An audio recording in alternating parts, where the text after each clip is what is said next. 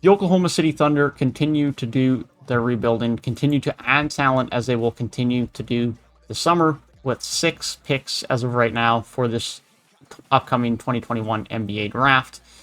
And it's just going to be a continuation of adding talent and evaluating their talent on the roster. I'm sure they'll have another active offseason in adding talent in this manner. They've already been active this offseason acquiring Kemba Walker, along with a first-round pick to get rid of Al Horford, and they acquire another pick. Sam Presti keeps acquiring picks, and it's been what they've been doing for the last couple of years now, and has put themselves in a great position for a great rebuild.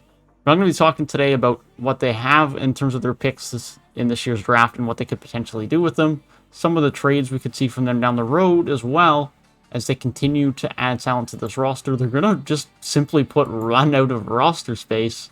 And so they're going to have to decide rather quickly and evaluate rather quickly who they want in the long haul on this team and who they want to get rid of and trade away. And they can trade away some of these picks and young players in the future for some really good assets.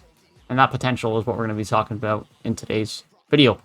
With that being said, if you guys do enjoy the video, feel free to leave a like and subscribe to the channel if you are new and want more NBA content like this. I will be making a video like this talking about the potential offseason for each NBA team. With that being said, let's get right into it. First and foremost, let's talk about Oklahoma City's picks in this year's draft. They have the numbers 6, 16, 18, 34, 36, and 55. They have 3 within the top 18 and 5 within the top 36. And so needless to say, they have a lot of options to either draft a lot of talent, or they could package some of those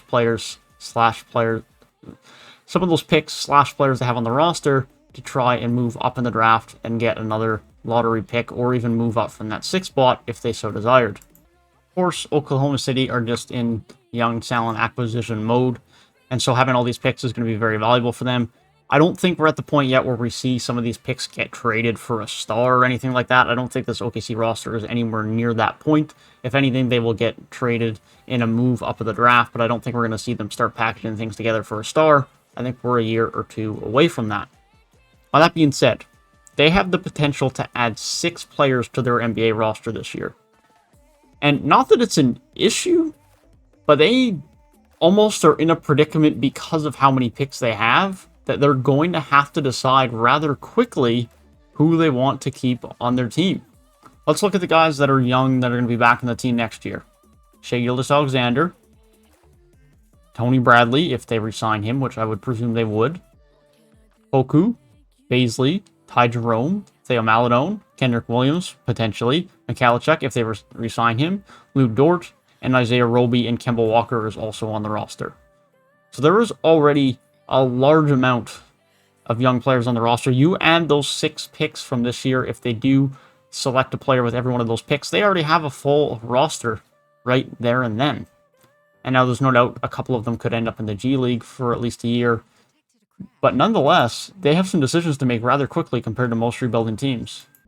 It's a good problem to have, but it also means that they don't necessarily get to sit around for 3 or 4 years and just let their players develop and be like, okay, is he good? Do we want him? Do we want to commit to him? Do they want to extend him? Most teams don't have to make a decision about their young players essentially until they have to get their extension after their rookie deal expires.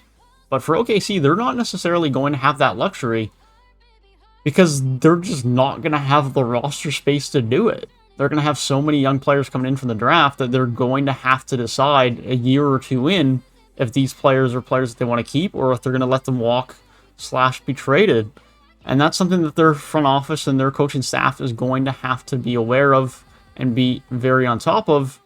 And it can be hard to evaluate a player so early on, and sometimes you can end up making a miss. I mean, you look at a guy right now like Cameron Payne. Now, those can be exceptions, especially that late in his career, but players don't always blossom in the first year or 2 of their career, even if you look at someone, for example, like OG Anunoby, who was expected to break out in his 2nd and 3rd years in the league, and now finally towards the back half of last year started to break out on the offensive end like many expected he could. And sometimes it just takes time. And so the evaluation of talent for OKC is going to be very important for them moving forward.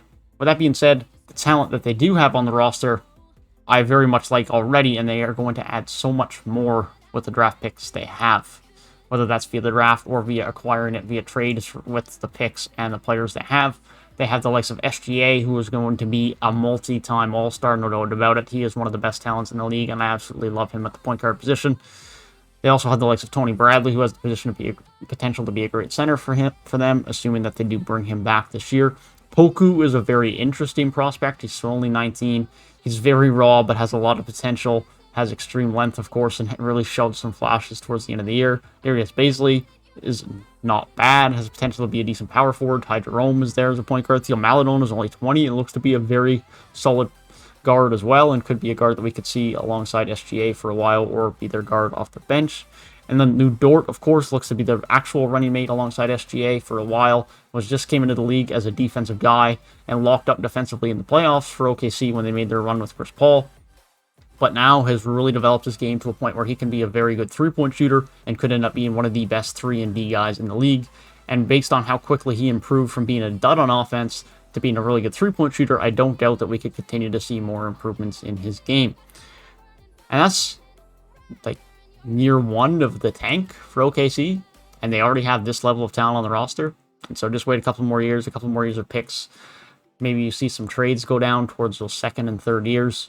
And this OKC team is going to be very dangerous. This OKC team has one of the most promising features in the NBA, no doubt about it.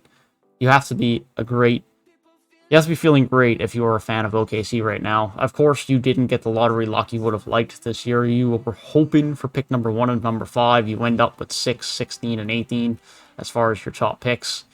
It's obviously not what you want, but you still have so many more picks. You can package them and move up if you so wish. OKC are still in an amazing spot, and they definitely still have one of the best futures in the NBA, and they're destined for greatness, in my opinion. With that being said, that is my thoughts on the Oklahoma City Thunder moving forward in the next year. Let me know what your thoughts are on OKC, who you think the players are in the roster currently that they will end up sticking with in the long term. SGA and Lu Dort are the obvious ones for me, and Theo Maledon obviously has a good shot as well. Baisley could see himself as a role player down the roll as well, and Poku is really hard to say. Tony Bradley has potential. You can make an argument for a lot of these guys, and that's why I'm curious to see what you guys think. But yeah, I hope you guys did enjoy the video. Do subscribe if you want more NBA content like this and you want to see all of my thoughts on each NBA team's upcoming off-season. Hope you guys enjoyed the video, and I will see you guys in the next one.